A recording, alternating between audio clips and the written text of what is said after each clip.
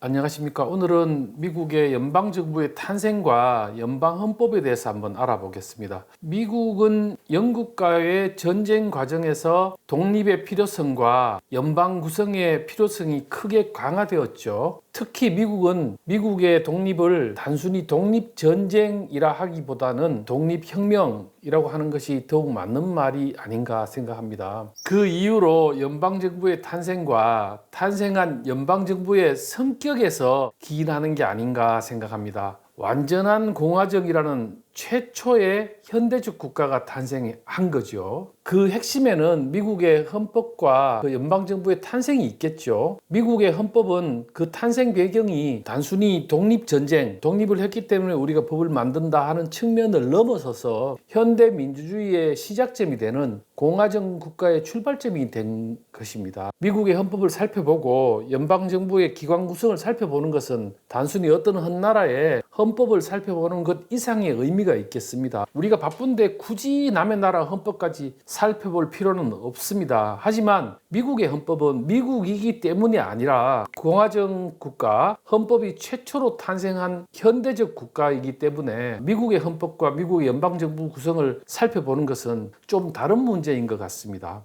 물론 연방헌법 어디에도 주민자치나 지방자치 같은 얘기는 하나도 등장하지 않습니다. 미국은 영미법 계통의 국가죠. 미국의 헌법은 성문헌법인 헌법정과 불문헌법인 판례법을 포함해서 소위 헌법률을 얘기하는 거죠. 미국은 연방정부와 주정부가 구성된 연방국가이므로 연방헌법 이외의 각 주, 50개 주마다 또 헌법이 따로따로 있죠. 미국의 연방헌법은 우리와 그 사상적 배경이 많이 다릅니다. 미국 사람들은 미국이 연방제도에서 시민, 국민이죠. 보통 세 단계, 연방, 주, 지역 이렇게 세 단계에 속한다고 생각하고 있고 제도적으로도 사실 세 단계에 속합니다. 제도적인 측면에서 미국도 삼권 분립을 엄격하게 고수하고 독립국에 가까운 주 제도를 채용하고 있습니다. 지역의 자주성을 존중하고 있죠. 이것은 역사적인 것에 기인합니다. 그걸 지금까지 우리가 계속 공부한 거였습니다. 그러면 연방인 것 말고 연방, 주, 지역 이 세 단위 정부에 속하는 건 우리와 무엇이 다르냐? 우리도 중앙정부, 광역정부, 기초정부 이 세 단계에 속하지 않느냐? 이렇게 물으시는 분이 계실 것 같아요. 그것이 지금 우리가 공부하고 있는 까닭이죠. 미국은 주정부가 연방정부에 위임하는 권한을 헌법에 명시하고 그 이외의 권한은 국민과 주가 보유하고 있습니다.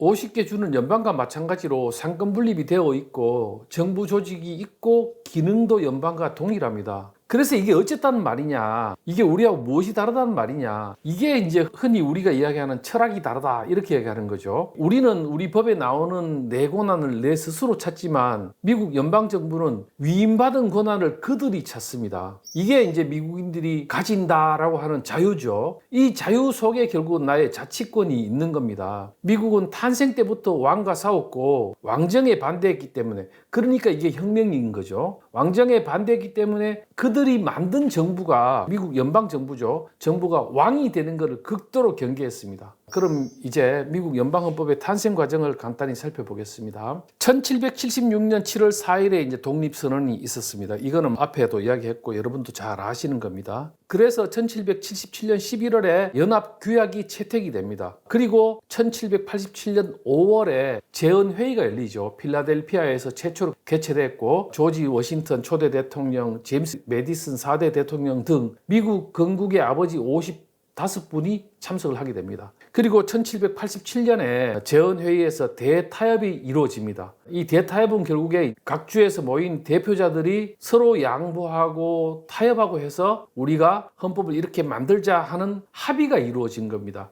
거기에 따라서 1787년 9월 17일 날 미국의 헌법이 완성이 됩니다. 여기서는 대통령의 임기, 의회의 임기, 선출 방식 이런 것이 규정되어 있고 이 헌법 제정 회의에 참석했던 41명 중 39명이 서명을 하게 되죠. 그리고 나서 1787년 12월 7일부터 1790년 5월 29일까지 13개 주가 이제 헌법 인주를 의결하게 되죠. 미국 연방헌법은 주가 만든 헌법입니다. 국민이 직접 만든 게 아니고 주가 만든 거죠. 그렇기 때문에 헌법의 인준, 헌법의 수정 이런 부분이 주에서 결정을 하게 됩니다. 그래서 13개 주가 이제 차례차례 인주를 하게 되고, 그리고 나서 헌법이 인주됐는데 1791년에 이 헌법이 불완전하다, 여러 가지 위험 요소가 있다라고 해서 이제 수정헌법이 만들어지죠. 그리고 이제 수정헌법이 만들어지고 1795년에 시작돼 가지고 이 수정헌법이 비준이 되게 됩니다. 그래서 이제 그렇게 이제 헌법 제정 과정을 이해해 주시면 좋겠습니다. 구체적으로 살펴볼게요. 미국의 정부는 연방주의와 권력 분립 원칙이라는 두 가지 기본 원칙에 의해서 구성되어 있습니다. 즉, 정부의 권한은 연방정부와 주정부 사이에 나누고 다시 각각의 정부별로 입법부, 행정부, 사법부로 나누어진다는 겁니다. 이와 같이 정부의 권한을 나누고 다른 기관이 담당하도록 하는 이유는 정부의 권한이 한 곳으로 집중이 되지 않도록 하고, 그 집중된 권한이 결국에 국민의 권리를 침해하지 않도록 하는데 중심을 두었기 때문입니다. 미국 연방헌법은 하는 거, 즉 연방정부가 주정부를 규제할 수 있는 사항은 연방헌법이 연방의회의 권한을 부여한 사항에서 한정되는 겁니다. 다만 연방법과 주법이 충돌할 경우에는 연방법이 우선한다고 해놓습니다. 연방법과 주법이 충돌하는데 주법이 우선하면 연방법은 아무 의미가 없어지겠죠. 그래서 이제 연방법에 의해서 부과되는 세금, 유가증권의 규제, 특허, 독점 금지와 같이 모든 주에 걸쳐서 발생하는 법률 문제는 대부분 연방법에 의해서 규율됩니다. 민법, 형법, 회사법, 상거래법, 은행법 등 일상생활과 관련되는 사항은 거의 주법에 따라서 규율이 됩니다. 한편 노사관계, 환경보호, 조세 등과 같은 사항은 연방과 주가 함께 규율하고, 이러한 경우에는 연방법과 주법이 동시에 적용이 되도록 되어 있습니다. 그럼 미국 연방헌법의 출발점이 된 연합규약을 한번 살펴보면요. 연합규약은 결국은 2차 대륙회의가 임시정부로 활동을 하면서 시작이 됐죠. 이 시기는 문서화의 시대, 13개 각각의 다른 주에서 참여하고 많은 사람이 하다 보니까 이건 이제 기록을 하게 되겠죠. 새로운 성문헌법의 필요성이 증대된 시기라고 볼 수 있습니다. 이 대륙회의는 독립전쟁 기간 동안에 군대 조직을 유지하고 임시화폐를 발권하고 군사법전을 만들고 외국 정부와 협상을 하고 무역 제재를 하는 등의 역할을 하게 하는 근거가 되었습니다. 사실상 공화제, 연방제의 연습기간, 실습기간이겠죠. 이 연합규약은 미국 독립전쟁에서 13개 식민지가 상호 우호 동맹을 정한 역할입니다. 그러니까 이게 뭐냐면 이 연합규약을 만들 때 굉장히 좋은 분위기였죠. 서로 의지하고 서로 협력하지 않으면 안 되는 시기였습니다. 그것이 이제 미국 헌법의 출발이 되는 거죠. 이러한 미국 헌법의 연합규약은 미국 헌법 이전의 최초의 헌장이었습니다. 이 연합규약 내용들을 보면은 13개 조문으로 되어 있습니다. 하나씩 보면은요. 연합의 명칭을 미합중국이라 한다. 각 연방이 갖는 권리를 분명히 한다. 연방 간의 우호와 상호 원조를 정한다. 국민 상호 간의 연방 간 이동의 자유와 권리를 정한다. 각 연방이 연합회의에 파견하는 대의원 수를 규정한다. 그리고 각 연방의 군비, 외교 제한을 정한다. 등 이렇게 13개 조문으로 이루어져 있죠. 각각 한 번씩 이렇게 보십시오. 이제 필라델피아 재헌회의를 한번 살펴보죠. 필라델피아 재헌회의는 1787년 5월부터 9월까지 열립니다. 필라델피아 재헌회의는 펜실베니아 필라델피아에서 개최된 회의이기 때문에 필라델피아 재헌회의라고 그럽니다. 여기서 영국으로부터 독립 후에 연합규약 하에서 운영되던 미국의 지배 문제, 미국의 정부 구성을 어떻게 할 것인가 하는 것을 토의하게 됐죠. 이 회의는 당초 연합규약을 개정하려고 했습니다. 그런데 여기에 참석했던 사람들 중에서 제임스 메디슨, 알렉산더 해밀턴 이런 분들의 의도는 현존하는 정부를 수정하는 것이 아니라 새로운 정부를 만든 것이었습니다. 이 제임스 메디슨은 재헌회의의 핵심 인물이고 미국 4대 대통령이 됩니다. 그리고 이 제임스 메디슨은 우리가 잘 아는 연방주의자, 연방의 힘을 크게 해야 된다 하는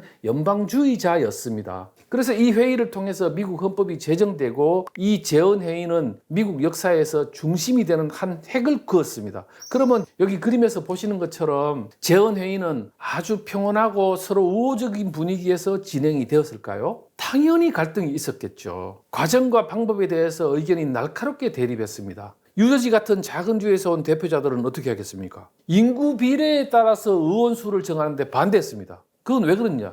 국가 정부에 대해서는 자신들의 영향력이 다른 주에 대해서 줄어들기 때문이죠. 그 다음에 이분들은 연합규약에 정하고 있는 것처럼 모든 주들이 평등한 권리를 가져야 된다고 주장했습니다. 한편 덩치가 큰 주들은 어떻게 하겠습니까? 인구 비례를 강력히 주장했죠. 그때 이제 여기 재헌회의에 참석했던 로저 셔먼이라는 분이 건설적인 제안을 했다고 합니다. 이분이 양원을 만들자. 그리고 하원은 각 주의 인구 비례에 따라서 정하고 상원은 모두 평등하게 배분하자. 이렇게 의견을 냈습니다. 그리고 이제 북부 지역에서는 각 주가 분담해야 될 세금의 총량을 계산할 때 노예의 숫자도 포함해야 된다고 주장했습니다. 북부는 노예가 적었기 때문이죠. 그리고 하원의 인구를 배정할 때는 또 노예를 제외해야 된다 하는 이중적인 이야기를 했습니다. 그러니까 세금을 정할 때는 노예도 포함하자. 그리고 하원 숫자를 배정할 때는 노예를 빼라. 이렇게 북부 지역에서 온 분들은 주장을 냈습니다. 이건 또 자기들의 이익이죠. 그래서 이제 자유민에 대해서 노예 한 사람당 5분의 3으로 계산해서 하원 의석을 배정하기로 이제 또 서로 합의를 하게 되죠. 그리고 몇몇 대표들은 자치 능력과 지혜가 없는 대중이 국가와 사회를 지배하게 될지도 모를 상황에 대해서 우려를. 이게 무슨 이야기입니까? 해밀턴 같은 사람들은 영국 상원이라든지 영국 귀족주의를 굉장히 찬양했죠.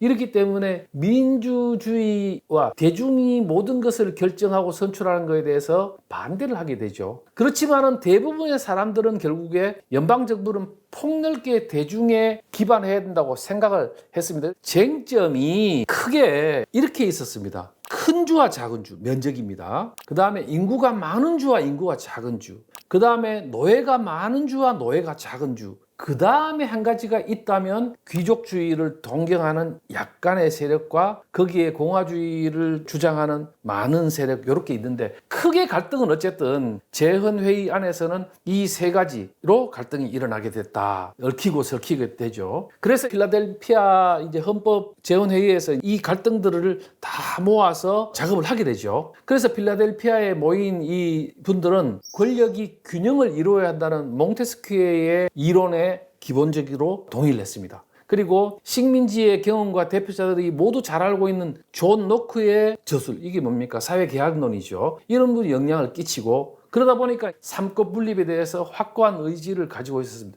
지금 우리가 생각하면 이게 굉장히 쉬운 것 같지만 당시로서는 어디에서도 볼 수 없었던 제도였죠. 그래서 입법부, 행정부, 사법부의 권력은 어느 것 하나 우월적인 힘이 발휘되지 못하도록 상호 견제하도록 상하원을 두고 이제 삼권 분립을 하기로 하죠. 권력의 분리에 관해서는 이미 대부분의 주 헌법에서 채택하고 있었기 때문에 별 문제가 없이 사실상 검증이 되었습니다. 그래서 대표자회에서 분리된 상태로 서로 견제하는 입법부, 사법부, 행정부 구성하게 됐죠. 그런데 입법부의 법률 제정은 대통령이 승인하기 전에는 법률로서 효력을 못 가지게 하고 대통령은 중요한 인사의 임명과 조약 체결에 대해서는 의회에서 의결하기 전에는 효력을 발휘할 수 없게 하고 또한 의회는 대통령을 탄핵할 수 있게 했죠. 그리고 사법부는 모든 성문율을 해석할 수 있었으며 대통령에 대해서 임명이 되고 상원의 승인을 받아야 하며 또한 의회로부터 탄핵될 수 있는 거죠. 법관도. 그리고 헌법이 나쁘게 개정되지 않도록 헌법 제5조에서는 헌법 개정을 하려면 상하 양원 의회의 3분의 2 혹은 전체 주가 3분의 2가 찬성해야 한다는 이 헌법이 개정이 되려면 두 가지 방법 중 하나의 의결을 거쳐야 하는데 하나는 전체 주의 4분의 3에 의해서 의결하는 방법이고 다른 하나는 전체 주의 4분의 3의 대표자가 모여서 의결하는 방법입니다. 이 중 하나를 연방의회에서 제한하는 걸로 규정을 했죠. 그래서 이제 이렇게 만든 헌법이 비준 절차에 들어가게 됩니다. 표 보시면은 1787년 12월 7일 델라웨어가 연방에 최초로 가입하게 되는데 델라웨어 의회에서는 30명이 전원 찬성을 하게 됐죠. 그 다음에 87년 12월 12일에는 펜실베니아가 46명의 찬성과 23명의 반대. 그 다음에 87년 12월에는 뉴저지가 전원 찬성. 그리고 쭉 이어지죠. 그리고 뭐 이렇게 보시면 반대가 생각보다 굉장히 많았습니다. 그래서 이 반대는 뭐냐 하면 이 헌법이 비준되고 발효되기 위해서는 최소 9개 주에서 찬성을 해야 되는데 여러 주에서 비준을 둘러싸고 논쟁이 이어졌습니다. 특히 뉴욕주에서는 반대 의견이 강했습니다. 그래서 연방주의자 알렉산더 해밀턴 같은 사람들은 이 상황에 위기감을 가지고 제임스 메디슨하고 협력해가 7개월 동안 매주 신문에 익명으로 헌법 초안을 옹호하는 글을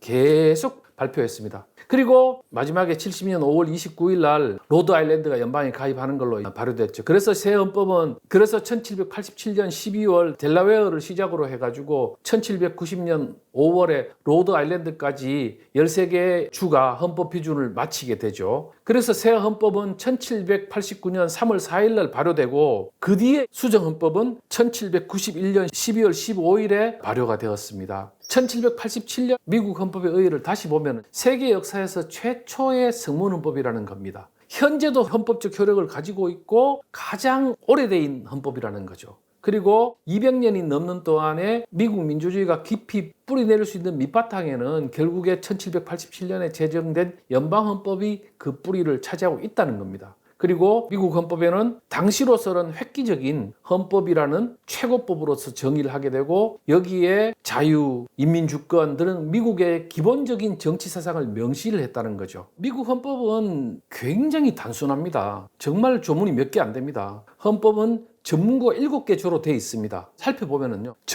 헌법의 전문이죠. 더욱 완전한 연방 형성 및 정의 확립을 위해서 미합중국 헌법 제정을 선언한다. 이렇게 되어 있고요. 그 다음에 헌법 제1조는 입법부입니다. 상하 양원으로 구성되는 의회의 권한과 의원의 선출 방식을 규정한 겁니다. 헌법 제2조는 행정권을 보유한 대통령의 선출 방식, 임기, 권한, 의무를 규정하고 있습니다. 그리고 헌법 제3조는 사법부입니다. 연방대법원과 하급법원의 설치를 하고 사법권의 범위를 규정하고 있습니다. 제4조는 주입니다. 주 상호 간의 상호 신뢰, 존중, 주에 살고 있는 시민이 다른 주에서의 권리, 주들의 합중국 가입 등 이런 상호 간의 관계를 규정하고 있습니다. 그 다음 제5조는 헌법의 수정입니다. 누가 헌법을 수정할 수 있으며 절차는 어떻게 된다 하는 걸 규정해 놓은 것이고 제6조는 미합중국입니다. 헌법은 미합중국의 최고 법률이다. 그 다음에 연합규약 하에 체결된 조약, 채무 이런 계약 등 미합중국이 계승한다는 걸 규정하고 있습니다.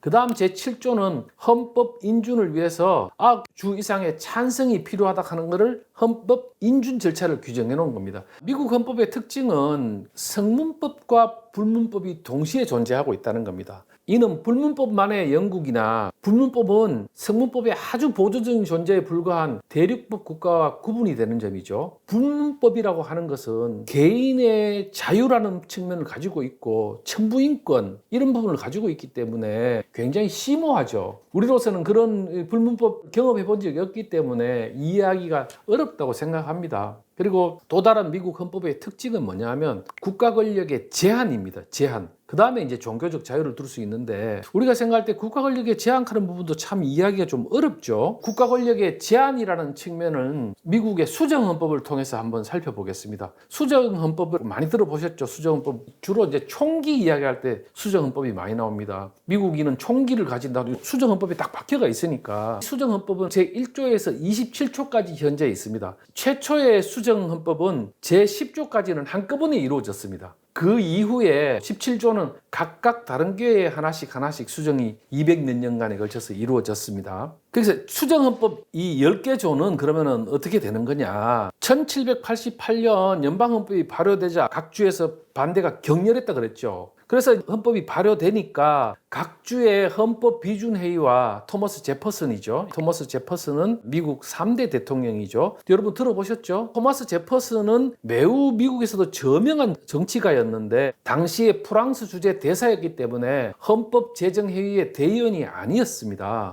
당시에 프랑스 대사는 굉장히 중요한 자리죠. 파리 조약을 체결하고 영국과의 독립전쟁을 승리로 이끌게 하는 여러 가지 역할을 했죠. 어쨌든 이 토머스 제퍼슨을 중심으로 하는 사람들이 연방정부가 이거 왕이 되는 거 아니야? 중앙정부가 돼서 독재하는 거 아니야? 하는 데 대해서 비판을 굉장히 제기를 했습니다. 그리고 연방정부의 권한이 커지는 데 대해서 굉장히 우려를 했습니다. 그래서 1789년 의회에서 12개 수정조항을 상정합니다. 그리고 나서 1791년 10월에 10개 조가 비준이 되었습니다. 그래서 10개 조항이 헌법에 추가되었고 이거를 수정헌법의 출발으로 보는 거죠. 그런데 이 10개 조항을 부르는 별명이 하나 있습니다. 그게 바로 권리장전이라고 부릅니다. 왜 권리장전이라고 부를까요? 이 수정헌법 10개 조항은 인간의 기본권하고 인민주권, 국민주권에 대해서 내용을 담고 있습니다. 권리장전 이걸 한번 보시겠습니다. 제1조는 우리 종교, 언론, 출판, 집회, 개인의 자유에 대한 청원 이런 걸 담고 있고, 그 다음 제2조가 인민 무기 소지의 권리입니다. 그러니까 미국은 당시만 해도 민병대가 있었고, 이 민병대의 힘으로 결국에는 미국이 독립혁명을 달성을 했죠. 그래서 이게 뭐냐면은 연방정부가 왕으로 등장했을 때 저항할 수 있는 권리가 있어야 될 거 아닙니까? 그렇기 때문에 민병대와 무기 소지의 권리에 대해서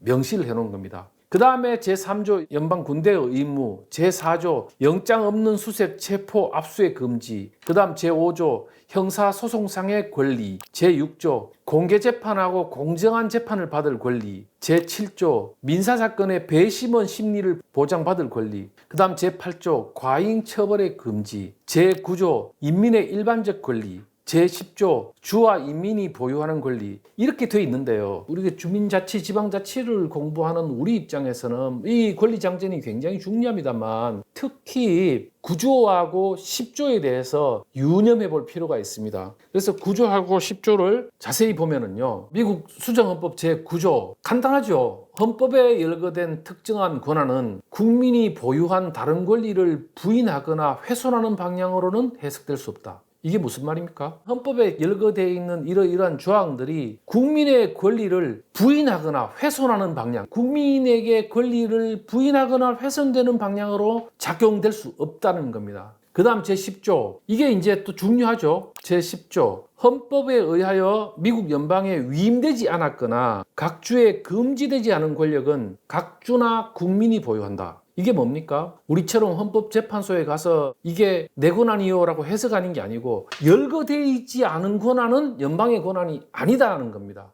그래서 그것은 누구한테 있냐? 주 아니면 국민에게 있다는 겁니다. 그래서 이제 이렇게 헌법에 부여된 연방정부의 권한을 이렇게 표로 한번 정리를 해보면요, 이와 같이 정리할 수가 있겠습니다. 근데 여기서 특징적인 게 뭡니까? 헌법에 의해서 연방정부에 부여된 권한, 그리고 헌법에 의해서 금지된 권한, 이렇게 딱 명시되어 있습니다. 헌법에 의해서 금지된 권한 하는 것은 우리로서는 좀 생소하죠. 그래서 이걸 정부가 보면은요, 연방정부는 헌법에 대해서 인정된 권한이 조폐, 외교, 각 주간 통상을 규제하는 거, 조세를 부과하고 징수하는 거, 선전 포고하는 거, 연방군을 양성하고 지원하는 거, 그다음 하급법원을 설치하고, 그다음에 각 주들이, 새로운 주들이 나타나게 되면은 주의 연방 가입을 승인하는 것이 연방정부의 권한으로 명시되어 있습니다. 그리고 헌법에 대해서는 금지된 권한은 뭐냐면 각 주 간에 이렇게 거래하는 것에 있어서 관세를 부과할 수 없다. 그 다음에 수정헌법이죠. 권리장전을 연방정부가 침해할 수 없다. 그 다음에 주 경계를 연방이 바꿀 수 없다는 겁니다. 이거는 우리로서는 매우 중요하게 볼 필요가 있죠. 우리가 지금 어떻게 되어 있습니까? 자치단체 간의 경계를 바꾸는 것은 자치단체의 주민이나 지방정부가 권한 사항이 아니죠. 그 다음에 연방정부와 주정부가 함께 갖는 권한, 그 다음에 주정부가 갖는 권한,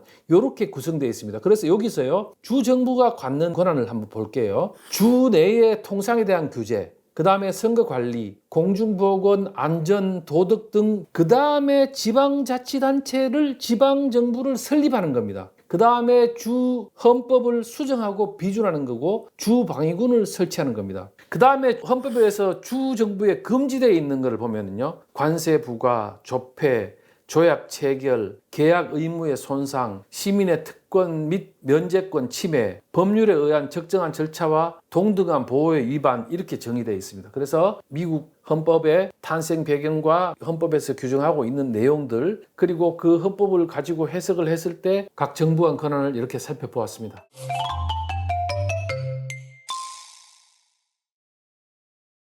연방정부의 기관 구성에 대해서 한번 살펴보도록 하겠습니다. 다 잘 아실 거예요. 미국의 연방정부가 어떻게 구성되어 있는지.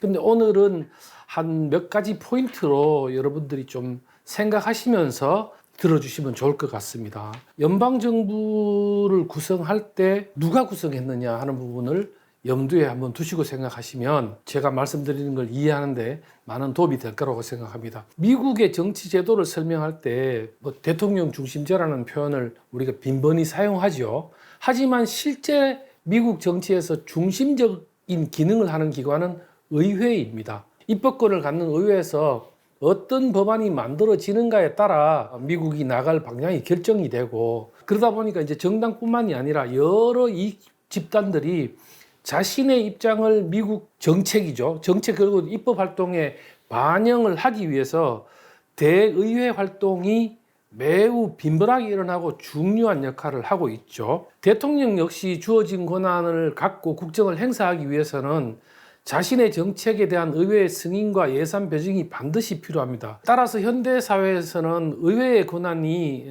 의회 활동이 굉장히 중요하죠. 여러 구성원들의 다양한 의지를 모아내기 위해서는 여러 집단, 정당, 이익 집단 또는 여러 제세력들 이런 분들의 의견이 의회 내에서 잘 수용되는 게 매우 중요한 상황입니다. 이러한 이유로 삼권 분립에 기초한 미국 정치 제도도 첫 번째 구성 요소가 의회로 간주가 되죠. 미국의 정치 과정을 이해하기 위해서는 무엇보다도 의회가 어떻게 구성되고 운영되는지, 그리고 어떤 과정을 거쳐서 법안이 마련되는지에 대한 이해가 필요합니다. 의회가 정책이 마련되는 과정에서 정당, 이익집단, 일반 시민 다양한 행위자들이 참여하게 되고, 이러한 행위자들의 많은 참여는 결국에는 이 민주주의에서 매우 중요한 요소로 되고 있죠. 따라서 의회의 조직과 운영 및 의사결정 과정을 이해하는 데는 이와 같은 여러 이해 당사자들의 태도, 또 이런 상호관계, 이런 것 역시도 매우 중요하다 이렇게 생각이 됩니다. 미국의 연방정부는 50개의 주가 연방헌법 아래 존재하고 있죠. 주정부와 연방정부가 각자 존재하고, 입법, 사법, 행정 3권 역시 주와 연방에 각각 존재하고 있습니다. 연방정부의 수장은 다 아시는 것처럼 미국 대통령이고, 주정부의 수장은 주지사입니다. 연방행정 조직에 대해서 한번 알아보면은요, 그림 보이시죠? 연방행정부는 대통령, 부통령, 대통령실, 그리고 각부 장관 이렇게 이어지는 연방행정 조직을 가지고 있습니다. 미국 연방정부는 입법, 사법, 행정 3권을 아우르는 존재이고, 그 아래 대등하게 이제 부처로서 대통령과 참모, 행정 조직으로 이루어지는 행정부가 있죠. 19세기 남북전쟁 직후에 13개 주의 연합 형태였던 미국은 연방의회의 구성을 놓고 갈등을 빚었습니다. 이 갈등의 핵심 내용은 결국에 자기 주의 권한을 더 크게 하려고 하는 거였죠. 크게 한다는 건 결국에 의석 배정인데, 의석 배정을 놓고 인구가 많은 주는 인구 비율에 따라 하자, 인구가 적은 주에서는 앞서 있었던 연합 헌장에 따라 동등한 권리를, 13개 주가 동등한 권리를 주장했죠. 투표권 이런 부분도 마찬가지였고, 결국에는 이제 큰 주와 작은 주의 이해관계를 고려해서 타협을 하게 됐습니다. 그 타협의 결과 이제 입법부를 상하원으로 구성을 했고, 상원은 모든 주가 인구수에 관계없이 2개의 의석을 갖게 하고, 반면에 하원은 인구 비례로 배정을 했죠. 그리고 노예와 관련되는 부분에서는 북부주가 이제 양보를 해가 노예 인구의 5분의 3에 해당하는 의석을 얻을 수 있게 됐습니다. 그러면 이제 미국 의회부터 한번 살펴보겠습니다. 보여드리는 것처럼 이제 미국 의회가 구성되어 있습니다. 합중국 연방의회는 연방정부의 3권 가운데 입법부에 해당되는 의결기관을 말하는 거고요. 미국 헌법, 연방헌법 제1조가 정하는 바에 따라서 연방의 입법권을 독점을 합니다. 상원과 하원, 양원으로 구성되고 있고, 이들 모두 직접 선거를 통해서 선출이 됩니다. 양원제를 채택하고 있는 미국 의회는 일부 하원의 의원을 인정하는 헌법적 조항에도 불구하고 양원이 대등한 권한을 갖고 서로 견제할 수 있도록 설계되어 있습니다. 하원 의장은 미국 상원, 하원 전반의 일정을 관리하고, 미국 의회의 도서관이라든지 관리, 보좌관 채용, 각종 의회의 고유 업무를 하원 의장 명의로 처리하죠. 그런데 왜 상원 의장 명의로 처리하지 않습니까? 상원 의장은 미국 부통령이 겸직을 하죠. 그리고 이 부통령은 50개 주에 2명씩이가 100명이니까 동수일 때만 캐스팅 보드를 행사할 수 있도록, 찬반이 동률일 때만 표결권이 주어지도록 그렇게 설계를 해놨습니다. 그리고 의회의 권한은 잘 아시죠? 연방헌법의 제1조는 연방법을 제정하고 폐지하는 모든 입법권을 의회에다가 줘놨죠. 그리고 연방의 세금 규모를 결정하고 정부의 예산을 승인합니다. 법률은 양원의 동의 없이는 제정되지 않습니다. 그래서 상원과 하원은 입법 과정에서 대등한 파트너입니다. 하지만 미국 헌법은 각 원에 독특한 권한을 부여하고 있죠.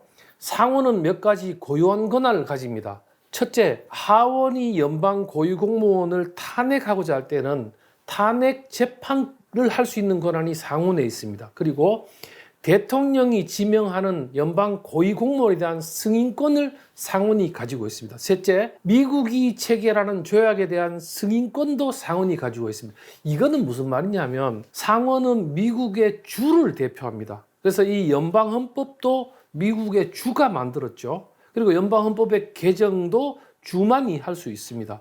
그래서 주를 대표하는 상원이 이러한 권한을 가지고 있다는 거고, 반면에 하원은 예산, 돈과 관련되는 부분은 하원이 먼저 제안합니다. 이렇게 세입 징수에 관한 법률안은 하원이 먼저, 그리고 또한 하원이 연방 고위공무원에 대한 탄핵하자라고 소추하는데 권한을 가지고 있죠. 그래서 하원이 소추하고 상원이 심판하죠. 그래서 의원은 이제 해산되지 않습니다. 해산되지 않는 이유는 그렇게 이제 헌법에 개정해놨기 때문인데, 무엇보다 중요한 거는 하원의 임기가 2년밖에 안 된다는 겁니다. 우리나라가 국회의원의 임기가 4년이죠. 근데 미국은 2년마다 하원 의원 435명 전원에 대해서 선거를 하게 됩니다. 그리고 의원들은 상원 15개, 하원 22개의 상임위원회 중 어느 위원회에 소속되고, 심의는 위원회 중심으로 진행이 됩니다.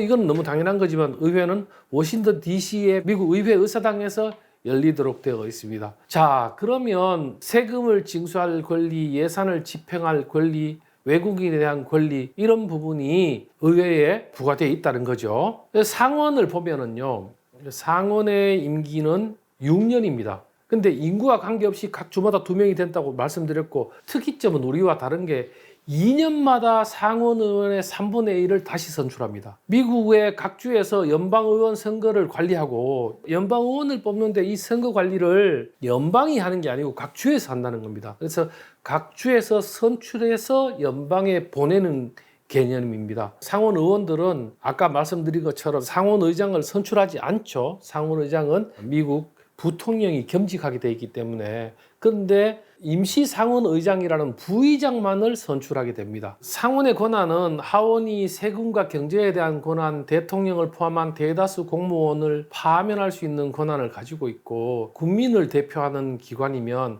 상원은 미국 주를 대표하죠. 주를 대표하다 보니까 군대의 파병, 관료 임명 동의, 외국과의 조약 등에 대한 승인을 대통령이 결정한 사항에 대해서 승인하는 권한은 모두 상원에게 있습니다.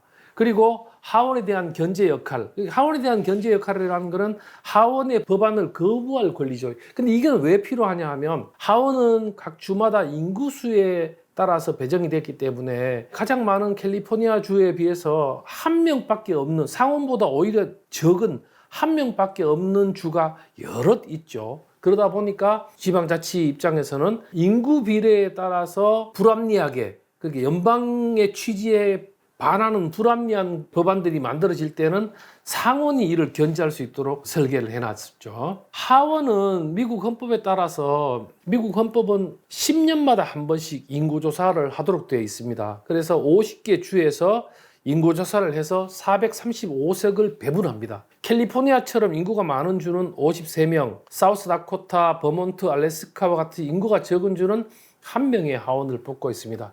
그리고 이 하원은 단순 소선거구제로 뽑고, 선거구는 주에서 맡고 주에서 운영한다는 거죠. 하원 선거 2회 중 1회는, 이렇게 하원은 2년마다 선거를 하고 대통령은 4년마다 선거를 하니까 하원 의원을 뽑을 때 2번 중에 1번은 대통령 선거와 일치하죠. 대통령 선거와 일치하지 않을 때 열리는 하원 의원 선거와 상원 의원 선거, 이렇게 상원 의원은 6년인데 임기가 2년마다 선거를 하니까 대통령 선거와 일치하지 않을 때 열리는 하원 의원 선거와 상원 의원 선거를 통칭해서 미국은 중간 선거라고 부릅니다.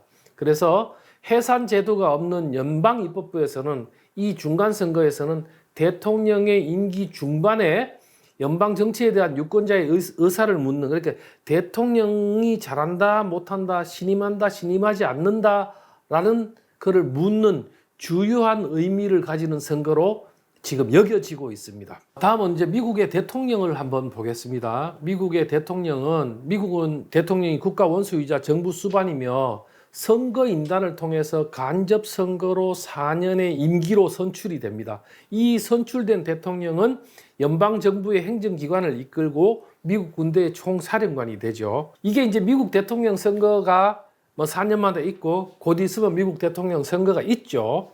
근데 이 미국 대통령 선거가 되게 복잡하다. 왜 이렇게 구시대적으로 하냐? 이렇게 한다고 생각하는 분들이 많습니다. 그런데 사실은 그렇지 않습니다. 매우 단순합니다. 연방정부를 만든 게 50개 주기 때문에 50개 주가 대통령을 뽑는 겁니다. 그런데 주마다 서로 크기가 다르죠. 크기가 다르기 때문에 그 크기를 정해놓는 겁니다. 그래서 한날 한시에 선거를 하되 주별로 크기가 다르기 때문에 크기를 정의해 놓은 겁니다. 주별로 선거인단. 그게 미국의 선거인단입니다. 자, 그러면 선거인단은 몇 명이냐? 상원의원 100명, 하원의원 435명. 워싱턴 DC도 일종의 카운티이기 때문에 워싱턴 DC에 3명 해서 538명의 선거인단이 있습니다. 그래서 이 538명의 선거인단은 어떻게 구성이 되느냐? 연방을 구성할 때의 정신이죠. 상원은 2명씩 하고 하원은 인구 비례로 한다 하는 이 정신을 살려가지고 미국의 주가 선거인단을 538명을 뽑으면 그거를 이제 대선의 선거인단으로 삼아서 대선을 하죠. 그래서 이 표를 보시면 선거인단은 미국은 이제 헌법에 인구조사를 헌법 조항에 넣어놨습니다. 인구조사가 매우 중요하죠. 그래서 10년마다 인구조사를 하게 돼 있고 지금의 선거인단은 2020년 인구조사 기준인데 그 다음에 이제 캘리포니아, 뉴욕, 일리노이 등 전통적인 블루 스테이트 그러니까 민주당이죠. 그리고 이제 텍사스를 레드 스테이트 이렇게 공화당 세가 강한 곳들이 있죠. 근데 최근에 이 흐름은 어떻게 돼가고 있냐면 레드 스테이트가 조금 더 유리한 형국으로 인구가 이동되고 있고 구성되고 있다는 겁니다. 그러니까 미국에 속해 있는 50개의 주와 1개의 특별구 워싱턴 DC죠. 여기서는 승자 독식. 왜냐하면 주의 의사를 결정하는 거기 때문에 주의 의사를 50.00001%라도 받으면 그 주의 의사를 결정해버립니다. 그래서 이걸 우리가 승자 독식이라고 그러죠. 그래서 미국의 50개 주는 자기 주의 의사결정을 승자 독식으로 채택한다. 근데 반면에 메인주와 네브래스카 주는 승자 독식을 채택하지 않고 표를 많이 받은 사람한테 이렇게 가져갈 수 있도록 승자 독식을 채택하지 않고 있습니다. 그래서 이 선거인단 수를 한번 이렇게 보십시오. 그래서 이제 대통령 선거인단은 아무리 인구수가 적어도 상원의원이 2명씩 있으니까 법적으로는 무조건 3명 이상의 선거인단을 확보할 수 있다고 돼 있죠. 미국의 대통령을 어떻게 뽑는가, 이제 선거인단을 왜 어떻게 구성하는가 하는 거를 우리가 이제 알아봤습니다. 근데 미국 대통령 선거에서 선거인단 숫자가 짝수입니다. 그런데 만약에 가부 동수가 나오면 어떻게 될까요? A당 후보나 B당 후보가 동일한 득표를 하게 되면 대통령 선거가 어디로 가냐면 의회로 갑니다. 연방의회로 가면 상원이 할까요? 하원이 할까요? 하원이 선거를 합니다. 하원이. 한번 생각을 해보십시오. 미국의 대통령 선거인단은 이미 주를 대표해서 와서 주를 대표해서 선거를 했습니다. 그리고 상원은 주를 대표합니다. 그러면 주를 대표하는 선거인단에서 동수가 나왔기 때문에 이거는 하원이 가져가서 하원에서 투표를 합니다. 그래서 하원이 의석이 많은 정당이 유리하죠. 그리고 지금 현재 미국의 하원은 공화당이 많죠. 그래서 이제 지금 그렇게 구성되어 있다는 거 알아주시면 좋겠고, 그 다음에 연방정부 기관 구성의 중요한 축이 사법부죠. 사법부, 미국 연방법원입니다. 연방법원은 주정부에 관한 사건은 각 주의 최고법원이 관할하는데 연방정부에 관한 모든 사건은 미국 연방대법원이 일괄해서 관할하는 체계를 채택하고 있다는 거고요. 연방대법원이 주법원보다 우선으로 관할하는 사건의 범위는 미국 헌법 제3조 2항에 규정되어 있습니다. 그래서 간략하게 오늘은 미국 의회, 그 다음에 미국 법원, 그리고 대통령 이렇게 알아봤습니다. 근데 이것의 핵심은 뭐냐? 결국에 이 연방정부는 각 주들이 결정하고 주들이 운영하고 주들의 의사가 균형되게 그리고 주들이 동의할 수 있는 수준으로 합의되어 있다 하는 점을 이해해 주시면 좋겠습니다. 감사합니다.